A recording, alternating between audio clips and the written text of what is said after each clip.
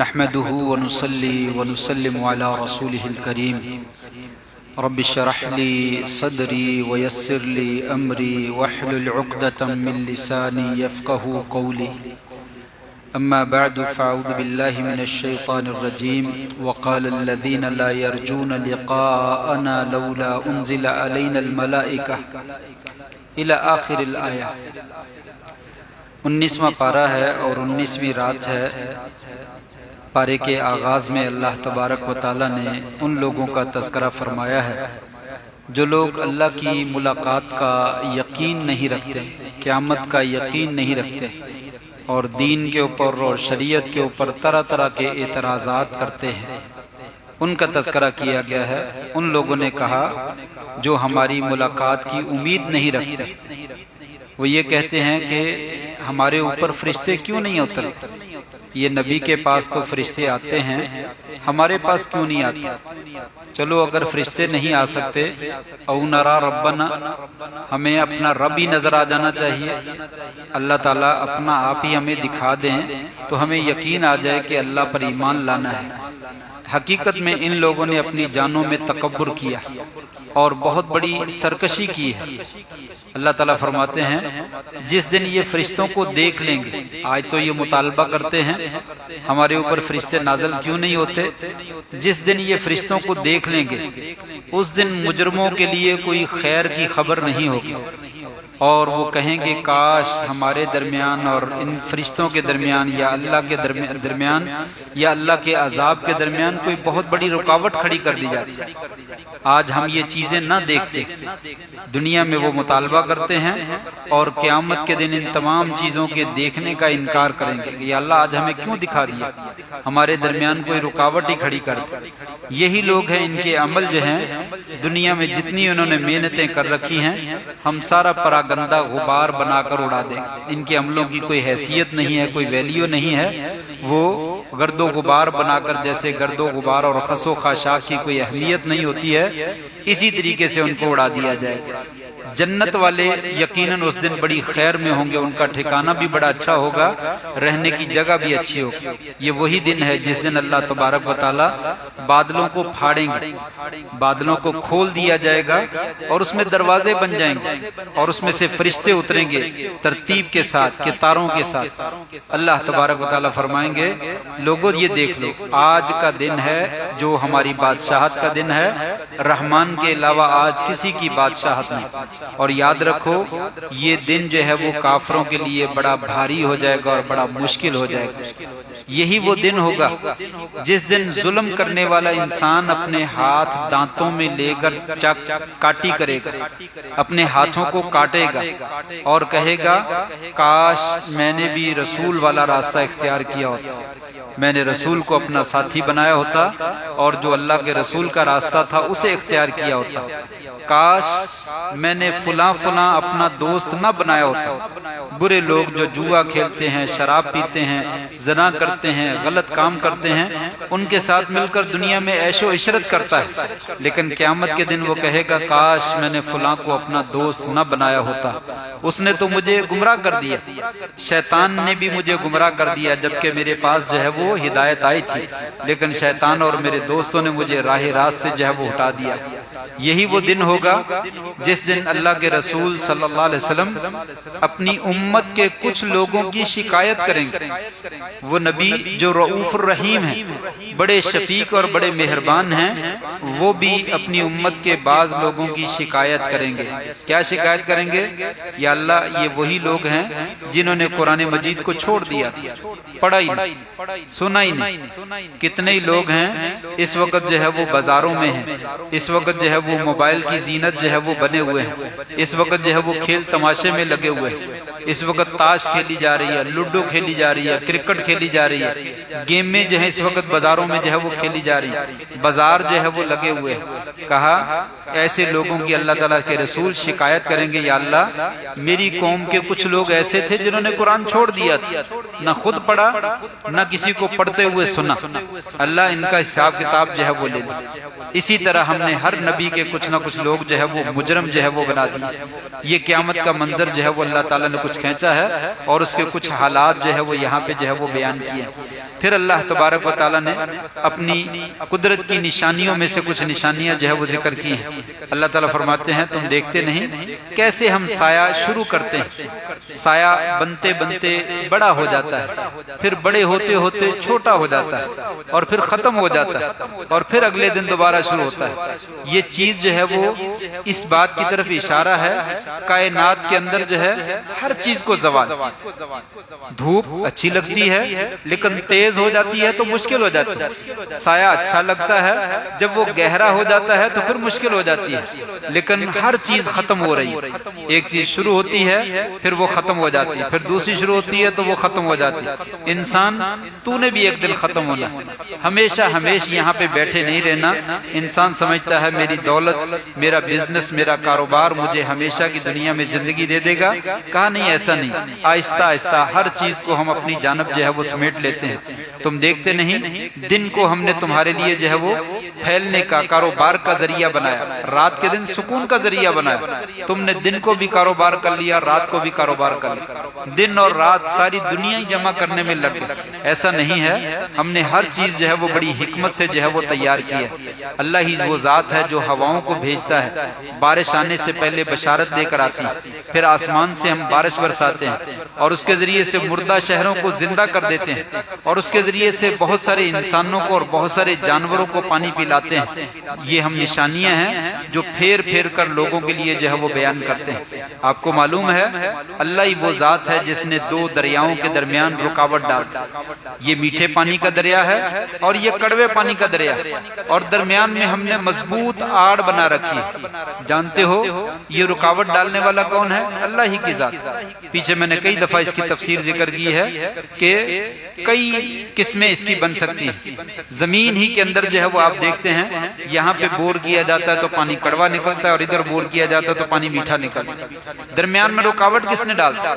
زمین کی تہ ایک ہے اور نیچے پانی کی تہ ایک ہے, لیکن یہاں سے پانی میٹھا نکلتا ہے اور ادھر سے پانی جو ہے وہ کڑوا نکلتا ہے. دریاؤں میں, سمندروں میں کڑوا پانی, لیکن کئی جگہ پہ سفر کرنے والے انگریزوں نے بھی یہ تحقیق جاری کی ہے. بعض جگہ پہ ہم نے دیکھا کہ سمندر میں بھی میٹھے پانی کے چشمے جو ہے وہ نکلتے ہیں. اسی جگہ پہ دائرے میں میٹھا پانی ہے, باقی پورے سمندر میں جو ہے وہ کڑوا ہی کڑوا پانی.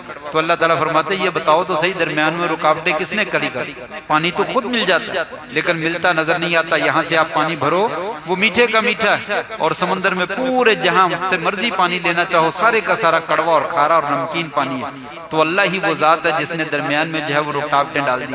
پھر اللہ ہی وہ ذات ہے جس نے پانی کے ذریعے انسان کو بنایا, پھر اس کا نسب بنایا, اس کے سسرالی رشتے دار بنائے. پھر بھی تم اللہ کو چھوڑ کر ایسی چیزوں کی عبادت کرتے ہو جو تمہیں نقصان نہیں پہنچا سکتی, جو تمہیں نفع نہیں دے سکتی. سارا فائدہ اور سارا نقصان اللہ تعالیٰ کے قبضے میں ہے. سب چیزیں اللہ تعالیٰ نے تمہیں مہیا کی, لیکن تم پھر اللہ کو چھوڑ کر ایسے لوگوں کو اپنا معبود بناتے ہو جو تمہیں ذرہ برابر بھی نہ فائدہ دے سکتی ہے نہ تمہیں نقصان دے سکتی ہے. یہ سورۃ فرقان ہے, اس میں اللہ تبارک و تعالیٰ نے اپنے نیک بندوں کے کچھ اوصاف ذکر کیے. ہر کوئی نیک بننا چاہتا ہے یا نیکی سے دور ہونا چاہتا ہے.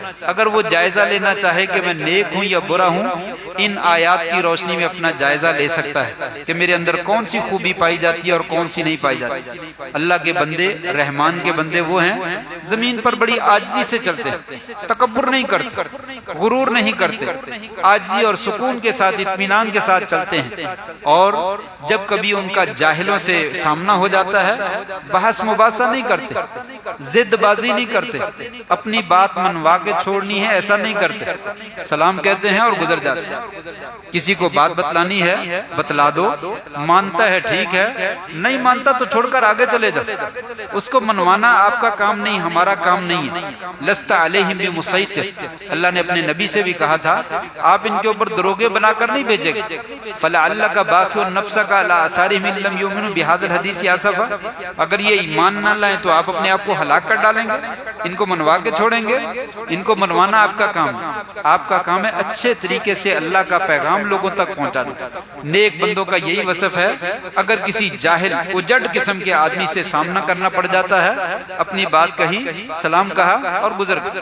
باس مباحثے کی کوئی ضرورت نہیں ہے، زد بازی کرنے کی کوئی ضرورت نہیں ہے. یہ نیک لوگوں کا وصف ہے. نیک لوگ وہ ہوتے ہیں راتوں کو سجدے میں گزارتے ہیں اور قیام کی حالت میں گزارتے ہیں. رات کو اٹھ کے تہجد پڑھتے ہیں اور اللہ کے حضور سجدہ کرتے ہیں اور لمبا قیام کرتے ہیں. اور یہ لوگ دعائیں کرتے ہیں، یا اللہ اپنی جہنم کا عذاب ہم سے دور کر دے، تیری جہنم کا عذاب بڑا چمٹ جانے والا ہے، اللہ ہمیں اس سے بچا لے، اور یہ برا ٹھکانہ ہے. اور نیک لوگ وہ ہوتے ہیں جب وہ خرچ کرتے ہیں تو فضول خرچی نہیں کرتے اور کنجوسی بھی نہیں کرتے، بلکہ درمیان میں رہ کے میانہ روی کے ساتھ جو ہے وہ خرچ کرتے. بہت زیادہ گلچھڑے بھی نہیں اڑاتے اور کنجوسی بھی نہیں کرتے. کتنے کنجوس لوگ ایسے ہیں اپنے بیوی بچوں پہ بھی نہیں خرچ کرتے، اپنی ذات پہ بھی خرچ نہیں کرتے، بڑا سنبھال کے رکھتے ہیں اور پیسے کو سمجھتے ہیں ہمیشہ یہی رہنے والا ہے اور وہ گن کر رکھتے ہیں. ایسے لوگوں کے لیے ہلاکت ہے. اور کچھ لوگ کھلے ہاتھوں سے خرچ کرتے رہتے ہیں، دیکھتے نہیں یہ جگہ خرچ کرنے والے نہیں کرنے والے، اور بعد میں پھر ان کو کافی افسوس ملنا پڑتا ہے اور مشکلات کا گرفتار ہو جاتے ہیں. کہا نہیں، مومن لوگ جو ہیں بڑی دھیان سے خرچ کرتے ہیں. جہاں خرچ کرنے کی ضرورت ہے کھل کر خرچ کرتے، جہاں خرچ کرنے کی ضرورت نہیں ہے ایک پیسہ بھی نہیں دیتے. میانہ روی کے ساتھ جو ہے وہ چلتے ہیں کہ اللہ نے جہاں خرچ کرنے کا حکم دیا کرو، بچوں کو ضرورت ہے لا کر دو، بیوی بچوں کو دوائی کی ضرورت ہے لا کر دو. کتنے نکمے قسم کے لوگ ہیں، بیوی بیمار ہو جاتی ہے تو دوائی نہیں لا کر، بچے بیمار ہو جاتے ہیں ان کو دوا بھی لا کر نہیں دیتے. وہ پیسے کو کیا کرنا ہے، ان بچوں کے لیے تو کمایا تھا لیکن وہ سمجھتا ہے کہ نہیں پیسہ میرے پاس ہمیشہ رہنے والا. کہا نہیں، نیک لوگوں کا یہ وصف نہیں ہے، نہ وہ فضول خرچی کرتے ہیں اور نہ ہی وہ کنجوسی کرتے ہیں، بلکہ وہ میانہ روی اختیار کرتے ہیں. یہ اللہ کے ساتھ کسی کو معبود بھی نہیں بناتے، کسی جان کو ناحق قتل بھی نہیں کرتے اور نہ زنا کرتے ہیں. ایسے لوگ بڑے گناہ کو پہنچ جاتے ہیں اگر ایسا جرم کیا جائے. یہی لوگ ہیں جو ایسے جرم کرتے ہیں اللہ تعالیٰ ان کو قیامت کے دن ڈبل عذاب دے گا اور اس میں رسوا کر کے ہمیشہ ان کو رکھے گا. مگر دنیا میں جو لوگ غلطی ہو جائے توبہ کر لیں، ایمان لیں اور نیک عمل کر لیں، اللہ تبارک و تعالیٰ ان کی برائیوں کو نیکیوں کی شکل میں تبدیل کر دیتا ہے. یہ وہ لوگ ہیں اول تو برائی کرتے نہیں، غلطی سے ہو جاتی ہے، جب تلک پتہ نہیں تھا بہت گناہ کیے لیکن جیسے ہی پتہ چلا چھوڑ دیے.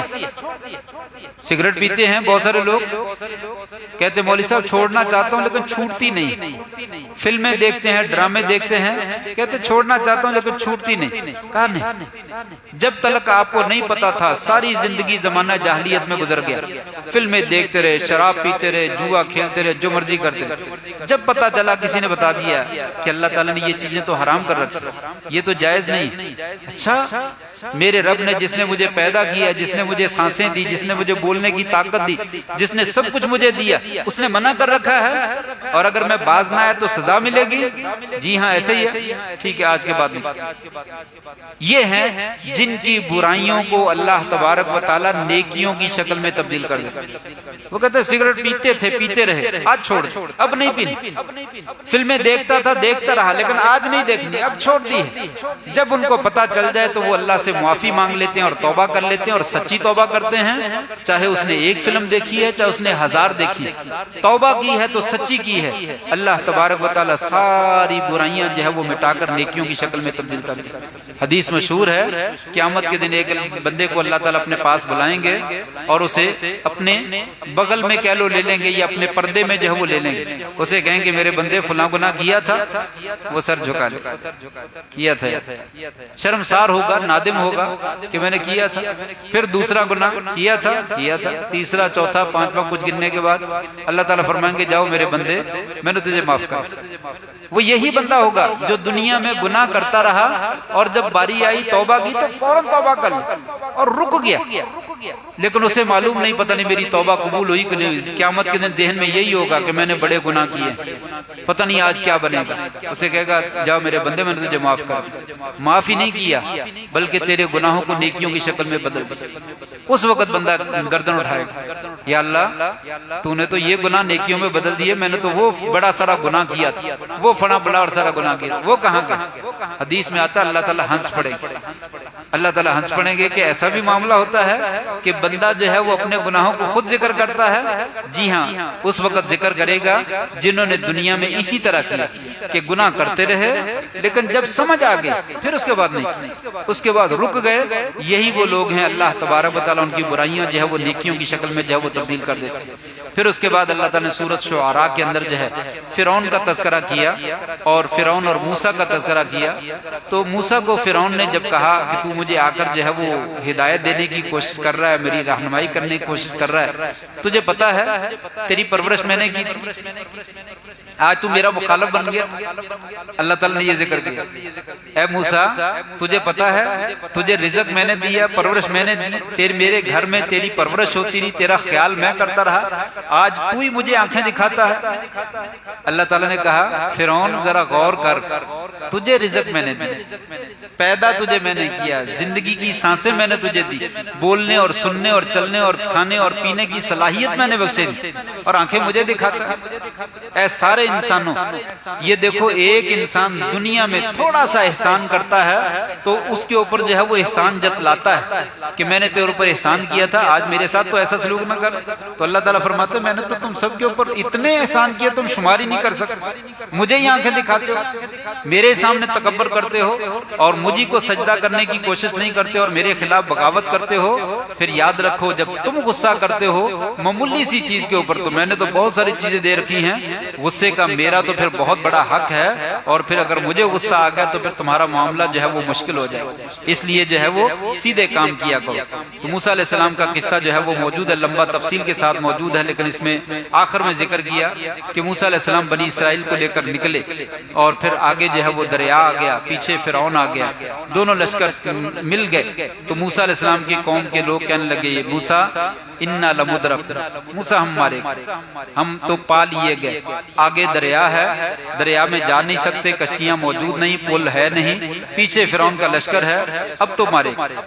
موسیٰ علیہ السلام نے کہا کلا ان معی ربی سیہدین، یہ ہے متقین پرہیزگار لوگوں کا وصف، وہ ڈرتے نہیں ہیں، انہیں صرف اللہ کا ڈر ہوتا ہے کہ اللہ کی طرف سے پکڑ نہ آ جائے، اگر اللہ کی طرف سے پکڑ نہیں آئی تو دنیا کی کوئی طاقت ہمارا کچھ نہیں بگاڑ سکتی۔ یہ موسیٰ علیہ السلام نے سبق دیا دنیا والوں کو اور کہا کلا ان معی ربی، میں یہاں تک بھاگ کر آیا ہوں، تمہیں بھگا کر لایا ہوں، اپنی مرضی سے لایا ہوں۔ انسان دین کے لیے نکلتا ہے باہر، خیر کا کلمہ لوگوں کو کہتا ہے، ہدایت کی توفیق دینے کی کوشش کرتا ہے، ان کو ہدایت کی باتیں کہنے کی کوشش کرتا ہے، وہ لوگ مخالف ہو جاتے ہیں، تو انسان کو ڈرنے کی ضرورت نہیں ہے، اس لیے کہ انسان اپنا کام نہیں کر رہا، اللہ کا کام کر رہا، حق بات کہنا یہ اللہ کا کام۔ جب انسان اللہ کا کام کرتا ہے تو اللہ تبارک تعالیٰ اپنے بندے کی خود مدد کرتا ہے، اس کو گھبرانا نہیں چاہیے، کہا نہیں میرے ساتھ میرا رب ہے، انشاءاللہ وہ ہدایت دے گا۔ ہم نے تھوڑی دیر کے بعد موسیٰ سے کہا موسیٰ تیرے ہاتھ میں کیا ہے؟ کہا لاٹھی ہے، کہا مارو دریا پہ، دریا پہ ماری، اللہ تبارک و تعالیٰ نے 12 قبیلے 12 رستے بنا دیے، خوبصورت رستے بن گئے، قوم جلدی سے اوپر چڑھی اور پار چلی گئی۔ پیچھے سے فرعون آیا اور وہ بھی ان رستوں پہ چلا، تو غور ہی نہیں کیا کہ میری بادشاہت ہے اور اس بادشاہت میں میرے پاس اتنے اسباب نہیں ہیں کہ میں آنن فانن جلدی سے یہ رستے بنا دوں اس دریا کے اندر۔ یہ کس نے بنا دی؟ یہ میں نے تو نہیں بنائے، میری فوج نے تو نہیں بنائے، یہ بنی اسرائیل کمزور ترین لوگ ہیں، انہوں نے کیسے بنا دی؟ اگر تھوڑا سا غور کرتا اللہ کی نشانیوں کے اوپر تو اسے سمجھ آ جاتا، لیکن مشرک جو ہے اسے سوچنے اور سمجھنے کی صلاحیت مفقود ہو جاتی ہے۔ جس وقت انسان اپنی برائیوں میں جڑ پکڑ لیتا ہے اس کے عقل جو ہے وہ مت ماری جاتی ہے اور اس کی سمجھنے اور سوچنے کی صلاحیت جو ہے وہ ختم ہو جاتی ہے، اس نے سوچا ہی نہیں اور آگے بڑھا، تو اس کے اندر اللہ تعالیٰ نے پانی کو چلنے کا حکم دیا اور ساری کی ساری فوج کو جو ہے وہ غرق کر دیا۔ یہ ان معی ربی سیہدین، یہی کلمہ نبی کریم صلی اللہ علیہ وسلم نے کہا تھا اور ہمیں سبق سکھایا تھا غار ہیرا کے اندر، غار ثور کے اندر۔ غار ثور کے اندر ابو بکر صدیق رضی اللہ عنہ وسلم موجود ہیں، دشمن جو ہے وہ غار کے دھانے پہ آ گیا، آپ صلی اللہ علیہ وسلم کے اوپر غار کے کنارے پر بیٹھ کر پیشاب کرنے لگا۔ ابو بکر صدیق کہنے لگے یا رسول اللہ اگر وہ نیچے کو دیکھ لیں تو ہم مارے جائیں، اور مجھے لگتا ہے اس نے دیکھ لیا، مجھے لگتا ہے اس نے دیکھ لیا۔ آپ نے فرمایا ابو بکر مجھے یہی بتا اگر اس نے دیکھ لیا ہوتا تو ننگا ہو کر یہیں پہ پیشاب کرنا تھا اس نے؟ اس کو نہیں سمجھ آ گیا اندر بندے بیٹھے ہوئے، تو وہ برہنہ اسی لیے ہوا ہے کہ اس کو نظر ہی نہیں آیا، اللہ نے اندھا کر دیا۔ اور پھر کہا لا تحزن ان اللہ معنا، گھبرانے کی ضرورت نہیں ہے، ہم اللہ کے دین پر، اللہ کے مشن پر نکلیں، اس وقت اللہ تبارک و تعالی ہمارے ساتھ موجود ہے، ہمیں وہ ضائع نہیں کرے گا۔ اور اللہ نے اندھا کر دیا، غار کے منہ کے اوپر آ کر لوگ جو ہے وہ واپس چلے گئے اور کوئی جو ہے وہ دیکھ نہ سکا۔ کوئی کہتا ہے جالے آ گئے، کوئی کہتا ہے کبوتری نے انڈے دے دیے، یہ ساری روایتیں جو ہے وہ ضعیف ہے۔ صرف اتنا ہی ہے کہ غار کے کنارے پہ آئے اور غار کا منہ تنگ تھا لیکن ان کو نظر نہیں آئے۔ جیسے ہجرت کی رات جو تھی، وہ آپ جو ہے وہ نکلے ہیں گھر سے اور ایک مٹی کی مٹھی جو ہے وہ لے کر آپ نے پھینکی اور اللہ نے سب کو اندھا کر دیا، اور ان کے درمیان سے نکل کر آپ ہجرت کر کے چلے گئے، کوئی دیکھ ہی نہیں سکا۔ تو یہ اللہ تبارک و تعالیٰ کی ذات ہے جو اس طریقے سے لوگوں کو اندھا کر دیتی ہے اور اپنے بندوں کو جو ہے وہ مدد کرتا ہے۔ تو کہا کلا ان معی ربی لا تحزن ان اللہ معنا، گھبراؤ نہیں، اللہ تعالیٰ ہمارے ساتھ ہے۔ یہ اگر یقین بنا لیا جائے تو دنیا میں کبھی بھی انسان جو ہے وہ مار نہیں کھاتا، مار تبھی کھاتا ہے جب اللہ تعالیٰ کے اوپر جو ہے وہ یقین نہیں آتا۔ پھر اس کے بعد اللہ تعالیٰ نے قوم شعیب علیہ السلام کا جو ہے وہ تذکرہ کیا کہ قوم شعیب کی قوم میں اور بھی بہت ساری بیماریاں تھیں، لیکن خاص طور پہ ایک بیماری تھی۔ قوم کو کہا گیا کہ ماپ تول میں ڈنڈی نہیں مارنی، پورا جو ہے وہ تولو، لوگوں کی چیزوں کو کم کر کے نہ دیا کرو، لوگوں کے ساتھ دھوکہ اور فراڈ نہ کیا کرو، لیکن وہ باز نہ آئے۔ اسی بنا پر اللہ تعالیٰ نے اس قوم کے اندر جو ہے وہ عذاب نازل کر دی۔ تو ماپ تول میں ڈنڈی مارنا یہ اللہ تعالیٰ کے عذاب کا باعث ہے، یہ دھوکہ ہے، یہ فریب ہے، یہ اللہ کی ذات کے اوپر اعتماد نہیں ہے۔ جو آدمی دھوکہ کرتا ہے، ڈنڈی مارتا ہے، رشوت لیتا ہے، سود کھاتا ہے، وہ گویا کہ یوں ہی کہتا ہے اللہ تو نہیں رزق دیتا، رزق تو بے ایمانی دیتی، میرا پیٹ اللہ تو نہیں بھر سکتا، یہ بے ایمانی جو ہے وہ میرا پیٹ بھرتی، کیا کروں، میرے بچے ہیں، 5-6 بچے ہیں، فیملی ہے، بجلی کا بل ہے، گیس کا بل ہے، موبائل کا بل ہے، اتنے اخراجات ہیں، یہ بے ایمانی کے بغیر پورے نہیں ہوتے۔ تو کہا پھر تو نے اللہ پہ اعتماد کیا ہی نہیں، گویا کہ اس نے اللہ کا انکار کر دیا اور اللہ کے رازق ہونے کا انکار کیا۔ یہ چھوٹا سا انکار نہیں ہے بلکہ یہ قوموں کے اوپر عذاب لانے کا ذریعہ بن جاتا ہے۔ اس لیے کہا لوگوں اس طرح کے کام نہ کیا کرو، یہ کام جو ہے وہ نہیں کرنے والے۔ اسی صورت کے آخر میں اللہ تبارک و تعالیٰ نے گانا گانے والے اور برے شعر کہنے والے ایسے شعراء کا تذکرہ کیا ہے۔ هل انبئکم علی من تنزل الشیاطین، بتاؤں ذرا شیطان کن لوگوں کے پاس آتے ہیں؟ تنزل علی کل افاک نسیم، ہر جھوٹے مکار اور فریبی اور گناہ گار کے پاس آتے ہیں، ان کے پاس جو ہے وہ کان لگاتے ہیں اور اکثر جو ہے وہ جھوٹے ہیں۔ اور شعراء جو ہیں یہی گمراہ لوگوں کی پیروی کرتے ہیں۔ شاعر، یہ گانا گانے والے بھی شاعر ہیں۔ شاعر کا مطلب یہ نہیں ہے ہر بندہ جو شعر کہتا ہے صرف اسی کو شاعر کہتے ہیں، کسی بھی قسم کا شعر کہنے والے کو شاعر کہا جاتا ہے۔ تو گانا گانا یہ بھی شعر ہے۔ تو یہی وہ شعر ہیں جو انتہائی برے شعر ہیں، اور اللہ تعالیٰ نے کہا یہ گمراہ لوگوں کی پیروی کرنے والے ہیں۔ آپ نہیں دیکھتے ہر وادی میں وہ حیران پھرتے ہیں، کبھی ادھر سے وہ اوصاف بیان کرتے کسی کے، کبھی ادھر کے اوصاف بیان کرتے ہیں، کبھی محبوبہ کے وصف جو ہے وہ بیان کرتے ہیں تو سورج اور آسمان اور چاند اور ستاروں کے ساتھ ملا دیتے ہیں، کبھی شراب کی خوبیاں جو ہے وہ بیان کرتے ہیں تو اس میں پتہ نہیں کیا کیا جنت کے مشروبات کی جو ہے وہ مثالیں جو ہے وہ بیان کر دیتے ہیں۔ کہا یہ بڑی دور تک حیران وادیوں میں گھومتے پھرتے رہتے ہیں۔ کہا جو آدمی جو ہے وہ شعر کہتا ہے اور اس طرح کے گندے کہتا ہے وہ اپنا پیٹ پیپ سے بھر لے، وہ زیادہ بہتر ہے۔ کبھی کوئی شعر گندا شعر جو ہے وہ نہ کہے، گندا شعر جو ہے وہ یاد نہ کرے اور گندا شعر جو ہے وہ نہ پڑھے۔ اگر اس کو پتہ چل جائے اس کا گناہ کتنا ہے، صحیح مسلم کی روایت ہے، اپنا پیٹ جو ہے وہ گندی پیپ سے بھر لینا وہ زیادہ مناسب سمجھے، لیکن برا شعر کہنا جو ہے وہ پسند نہ کرے۔ تو لہٰذا گندے شعر، یہ گانے، یہ قوالیاں، یہ اس طرح کے الٹے سیدھے شعر جو ہیں بالکل نہیں کہنے چاہیے اور نہ یاد کرنے چاہیے اور نہ ہی پڑھنے چاہیے، یہ بہت بڑا گناہ ہے۔ اچھے اشعار پڑھیں بغیر گانے کے اور بغیر جو ہے وہ ڈھول ڈھمکے کے اور بغیر ساز باز کے، اچھے اشعار پڑھنے میں کوئی عرض نہیں۔ عورتیں عورتوں میں بیٹھ کے پڑھ سکتی ہیں، مرد مردوں میں بیٹھ کے پڑھ سکتے ہیں، اس سے شریعت منع نہیں کرتی۔ لیکن گندے اشعار جن کو ہم گانے کہا جاتا ہے، موسیقی کہا جاتا ہے، جن کو لوگ کہتے ہیں یہ روح کی غذا ہے، اللہ تعالیٰ نے ان کو حرام قرار دیا اور گندی پیپ سے زیادہ خطرناک جو ہے ان کو قرار دیا ہے۔ پھر اس کے بعد اللہ تعالیٰ نے سورۃ نمل کا تذکرہ کیا ہے۔ سورۃ نمل میں بھی شروع میں موسیٰ علیہ السلام کا ہی تذکرہ ہے اور اس کے بعد سلیمان علیہ السلام کا تذکرہ ہے۔ سلیمان علیہ السلام داؤد علیہ السلام کے بعد آئے تو انہوں نے کہا لوگوں ہمیں اللہ تعالیٰ نے پرندوں کی بولیوں کی طاقت جو ہے وہ سکھائی ہے، ہمیں جو ہے وہ اللہ تعالیٰ نے ہر چیز عطا کی ہے، ہر چیز عطا کر۔ یہاں پہ ہر چیز کا ذکر ہے۔ نبی صلی اللہ علیہ وسلم نے ایک دفعہ جو ہے وہ فجر کی نماز کے بعد بیٹھے اور خطبہ دیا، حتیٰ کہ ظہر کا ٹائم ہو گیا۔ ظہر کی نماز پڑھی، پھر اس کے بعد خطبہ شروع کر لیا، حتیٰ کہ عصر کا ٹائم ہو گیا، عصر کی نماز کے بعد پڑھی آپ نے، پھر خطبہ دینا شروع کر دیا، اور پھر جو ہے وہ آپ نے خطبہ دیا، اور مغرب کا ٹائم ہو گیا، پورا دن آپ نے جو ہے وہ خطبہ دیا، کبھی ایسا خطبہ نہیں دیا، اور آپ نے شروع سے لے کر قیامت تک ہونے والے سارے واقعات جو ہے وہ بیان کر دی، اس میں ہے کہ آپ نے سب کچھ بیان کر دی۔ تو یہاں سے لوگ استدلال کرتے ہیں سب کچھ بیان کر دیا تو آپ عالم الغیب تھے نا، اسی لیے تو سب کچھ بیان کر دی۔ اب آپ خود ہی بتلائیں، ایک دن میں ساری کائنات اول تا آخر بیان کرنا ممکن ہے؟ اگر بیان کر دیا چلو مان لیں، صحابہ کرام نے یاد کر لیا، صحابہ کرام کوئی بھی ان میں سے یاد کرنے والا نہیں تھا، تو وہ بھی عالم الغیب ہو گئے، انہوں نے جہاں جہاں وہ خبریں دی وہ بھی ایسا نہیں ہے۔ بسا اوقات جو ہے وہ ہر کچھ جو ہے وہ وقت کے لحاظ سے بتلایا جاتا ہے کہ یہاں پہ ہر کچھ سے مراد یہ ہے، جیسے سلیمان علیہ السلام کو اللہ تعالیٰ نے خود کہہ رہے ہیں وَأُوتِينَا مِن كُلِّ شَيْءٍ، ہمیں سب کچھ دیا گیا، ہمیں سب کچھ دے دیا گیا۔ کتنا کچھ دے دیا گیا؟ ابھی آگے آ رہا ہے۔ ہد کہتا ہے میں خبر لاتا ہوں سلیمان علیہ السلام، آپ کے پاس وہ خبر نہیں۔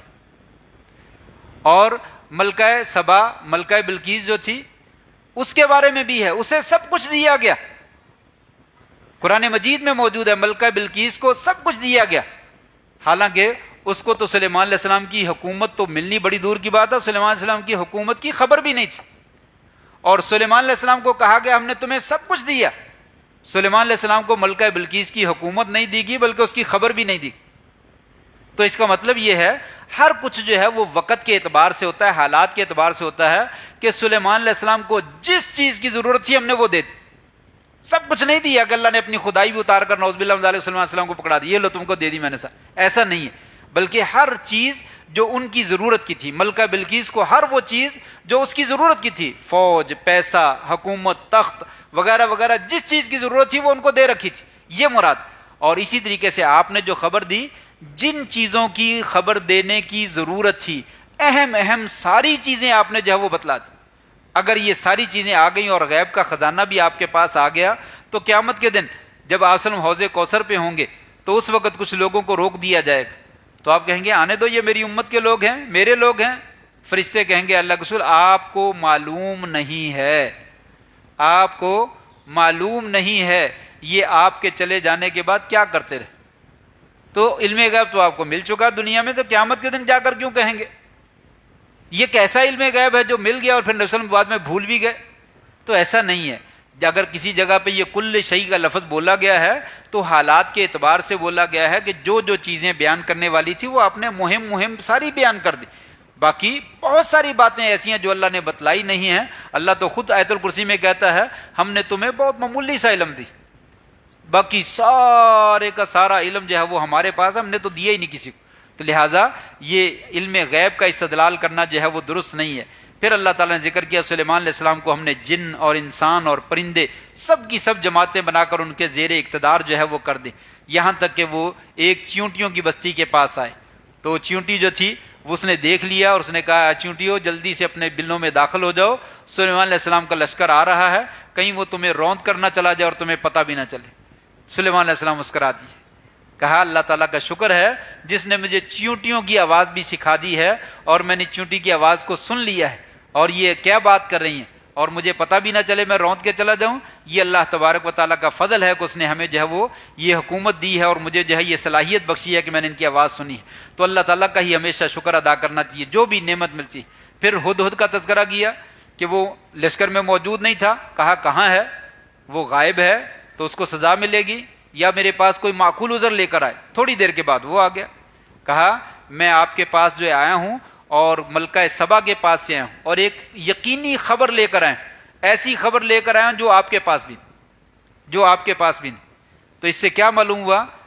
پرندہ بھی بسا اوقات جو ہے وہ نبی سے ایسی بات کو جان سکتا ہے جو نبی کو معلوم نہ۔ اس سے معلوم یہ ہوتا ہے اگر پرندے کو پتہ چل جائے تو پرندے کا نبی سے افضل ہونا ثابت نہیں ہوتا۔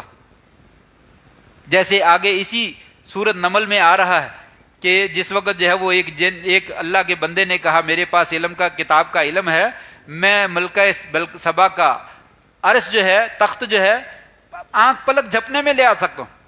آپ آنکھ کھولیں اور بند کریں آپ کے پاس آ جائے گا. وہ لے آئے. لو جی, سلیمان علیہ السلام کی قوم کا ایک بندہ اگر اس کے پاس کتاب کا علم ہے اور وہ یہ لا سکتا ہے تو ہمارے پیر فقیر کیوں نہیں لا سکتے؟ ہمارے پیر فقیر ایسا کیوں نہیں کر سکتے؟ وہ اللہ کے بندوں بس اوقات اللہ کی عطا ہے, کسی کو وہ دینا چاہے تو ایک چیز کا علم دے دیتا ہے, دوسروں کو نہیں دیا, اس سے اس کی فضیلت لازم نہیں آتی, ایک معاملے میں اس کا مقام اور برتاؤ مرتبہ جو ہے وہ واضح ہوتا ہے. یہ کتنی اس کی مثالیں موجود ہیں. جیسے ہدہد کی مثال میں نے ابھی ذکر کی, ہدہد کے پاس وہ خبر موجود تھی جو سلیمان علیہ السلام کے پاس موجود, لیکن کبھی کسی نے کہا ہدہد جو سلیمان علیہ السلام سے افضل تھا؟ کبھی کسی نے کہا؟ نبی صلی اللہ علیہ وسلم نے ایک دفعہ گودا جو ہے وہ پکڑا ہوا تھا اور کہا لوگوں تمہیں معلوم ہے کہ ایک درخت ایسا ہے جس کا پھل جو ہے وہ گرتا نہیں ہے, اور اس کی مثال جو ہے وہ اللہ تعالیٰ نے قرآن میں بیان کی اس طریقے سے. وہ درخت کس چیز کا ہے؟ ابو بکر موجود ہیں, عمر فاروق موجود ہیں, عثمان علی موجود ہیں رضی اللہ تعالیٰ اجمعین, بے شمار جلیل القدر صحابہ موجود ہیں, سب خاموش, کسی کو معلوم نہیں. ابن عمر کہتے ہیں مجھے پتا چل گیا کہ وہ کھجور کا درخت, میں بولنے لگا تھا لیکن میں نے بڑے لوگوں کے احترام میں نہیں بولا, میں خاموش رہا. آپ نے خود ہی بتا دیا لوگوں یہ کھجور کا درخت. حضرت ابن عمر سے کہنے لگے کہ ابا جان مجھے تو پتا تھا یہ کھجور کا درخت, کہا بولے کیوں نہیں؟ کہا بس آپ کے عزت میں اور احترام میں نہیں بولا. تو یہ چھوٹے کے پاس علم کا ہونا, کیا یہ حضرت عبداللہ ابن عمر سے افضل ہو گئے؟ ابو بکر سے افضل ہو گئے؟ تمام صحابہ کرام سے افضل ہو گئے؟ نہیں, اس سے ان کے مقام اور مرتبے میں کمی واقع نہیں ہوتی. اللہ تبارک و تعالیٰ ایک بات کا علم جو ہے وہ کسی چھوٹے کو دے دیتے ہیں. ایسی سینکڑوں مثالیں جو ہے وہ موجود ہیں. امام بخاری رحمہ اللہ نے 11 سال کی عمر میں اپنے استاد سے کہا استاد جی جو سبق آپ پڑھ رہے ہیں یہ غلط پڑھ رہے ہیں, یہ غلط پڑھ رہے ہیں. آپ استاذ ہی ہیں, میں آپ کا استاد نہیں بن جاؤں گا, لیکن اس جگہ پہ آپ نے غلطی کی ہے اور یہ غلطی تصحیح کر لیں. اللہ نے علم دیا تو دے دیتا ہے اللہ تعالیٰ. اس کا یہ مطلب نہیں ہوتا کہ وہ سب سے زیادہ جو ہے وہ افضل بن جاتا ہے. لہٰذا اس میں بھی جو ہے وہ یہی قصہ جو ہے وہ بیان کیا گیا. اس نے آ کر کہا میرے پاس ایسی خبر ہے جو آپ کے پاس نہیں. یہ قوم ہے اس نے عورت کو حکمران بنا رکھا ہے, عورت کی حکمرانی جو ہے وہ جائز نہیں ہے اور درست نہیں ہے, اور اس کے پاس عرش ہے, پھر اس کا عرش منگوایا گیا, پھر اس کو بلایا گیا. یہ لوگ سورج کی پوجا کرتے ہیں. پھر سلیمان علیہ السلام نے ایک بہترین جو ہے وہ محل بنا کر شیشے کا فرش لگا کر اس عورت کو کہا آؤ بھی دیکھو ذرا تیری بادشاہت کیسی ہے. اس نے شیشے کا فرش دیکھا تو اسے نظر آیا شاید گہرا پانی ہے. اس نے جلدی سے کپڑے پنڈلیوں سے اوپر اٹھا لی, اور جب پاؤں اس کے اوپر رکھا تو اسے محسوس ہوا تو یہ تو پانی ہے ہی نہیں, یہ تو شیشہ ہے. کہنے لگی یہ تو بڑا ملائم شیشہ ہے, اور شرمندہ ہو گئے کہ میں بادشاہ بنی بیٹھی تھی اور اپنے آپ کو بڑا عقل مند سمجھتی تھی, لیکن یہ تو بادشاہ ہی بڑا عجیب و غریب قسم کا ہے. اس کے پاس شیشہ ہی ایسا ہے کہ انسان کی عقل کو پاگل کر دیتا ہے, انسان کو بے وقوف بنا دیتا ہے, اور میں تو بے وقوف بن گئی. اور پھر جو ہے وہ مسلمان ہو, یہ نشانیاں دیکھ کر جو ہے وہ مسلمان ہو گئے. تو بہرحال اس میں ہے کہ اللہ کے ایک بندے نے کہا میں آنکھ جھپکنے میں وہ عرش جو ہے وہ آپ کے سامنے حاضر ہوں. اس نے حاضر کر دیا. سلیمان علیہ السلام نے اللہ کا شکر ادا کیا اور یہ نہیں کہا لوگوں اس کو پیر مان لو, یہ بڑا پہنچی کرنے والا ہے, یہ بڑا پہنچا ہوا ہے, اس کے پیچھے پڑ جاؤ, اس کو نہ چھوڑنا. نہیں, ایسا نہیں. یہ اللہ تعالیٰ کی کوئی نشانی ہے. کسی ایک بندے کو علم دیا ہوا تھا, وہ کون سا علم تھا اس کا کسی کو معلوم نہیں, اس کا کسی کو معلوم نہیں. اور یہ کہنا کہ اگر وہ امتی ہو کر ایسا کر سکتا ہے تو ہمارے نبی کے امتی کیوں نہیں کر سکتے؟ اگر کر سکتے ہیں, ہم کب کہتے نہیں کر سکتے؟ کرنے والا ہے تو کوئی دلیل لے کر آؤ نا کہ اللہ یا اللہ کے رسول نے اس کو کوئی کتاب کا علم دیا ہو. یہاں تو قرآن نے کہہ دیا, اللہ تعالیٰ فرماتے ہیں ہم نے اس کو کتاب کا علم دیا تھا, اور وہ کون سی کتاب کا علم تھا اس کا پتہ کون؟ خضر علیہ السلام کے پاس بھی تو تھا نا, بچے کی گردن اڑ کے توڑ دی. موسیٰ نے کہا یہ تو نے کیا کر دیا؟ کہا بس اللہ کا حکم تھا, کر دیا. اس کے پیچھے بڑی حکمتیں تھی. تو یہ اللہ نے حکمتیں دی اور ان کو علم بھی دیا اور اس کا ثبوت بھی فراہم کر دیا.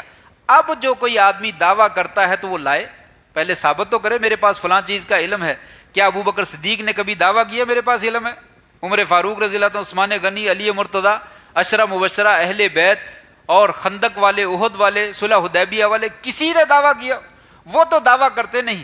جو امت کے سب سے بڑے ولی ہیں اور بعد میں آنے والے ہر نتھو پتو جو ہے وہ دعویٰ کرتا ہے میرے پاس علم غیب بھی ہے اور میرے پاس مشکل کشائی بھی ہے, اور میں جو ہے وہ سورج پہ پہنچ کر جو ہے وہ کبوتر اور بٹیرا بھون کر لے آتا ہوں, اور میں جو ہے وہ نعوذ باللہ من ذالک اللہ تعالیٰ گرنے لگتے ہیں تو ان کو سہارا بھی دے دیتا ہوں, استغفر اللہ من ذالک. یہ ساری جو ہے وہ شریعت کی بالکل خلاف ورزیاں ہیں اور بغاوتیں ہیں. ان چیزوں سے انسان کو باز آنا چاہیے. جو چیز شریعت سے ثابت ہے وہی ثابت رکھنی چاہیے. علم لدنی جو ہے وہ کوئی چیز نہیں ہے. یہی کتاب و سنت کا علم ہے جو سب سے بڑا علم ہے. اس سے آگے اس وقت دنیا میں کوئی علم جو ہے وہ موجود نہیں. اس کے علاوہ سارا شعبدے بازیوں کا علم ہے, جادو کا علم ہے, اس سے جو ہے وہ بچنا چاہیے. بہرحال وقت جو ہے وہ بیت گیا ہے, 10:01 ہو گئے, بلکہ آج تو ٹائم بھی قاری صاحب نے نماز جلدی ختم کر دی. میں نے کہا میں بھی ختم کر دیتا ہوں, لیکن بات شروع کرتے کرتے لمبی ہو گئی ہے. اسی پہ ہم اکتفا کرتے ہیں اور اللہ سے دعا کرتے ہیں یا اللہ ہمیں بھی کتاب و سنت کا صحیح علم عطا فرما دے. اللہ جو کتاب و سنت کا صحیح علم ہے اسی کے مطابق ہمارا عقیدہ بنا دے اور اسی کے مطابق ہمیں زندگی گزارنے کی توفیق نصیب فرما دے. وآخر دعوانا الحمد للہ رب العالمین.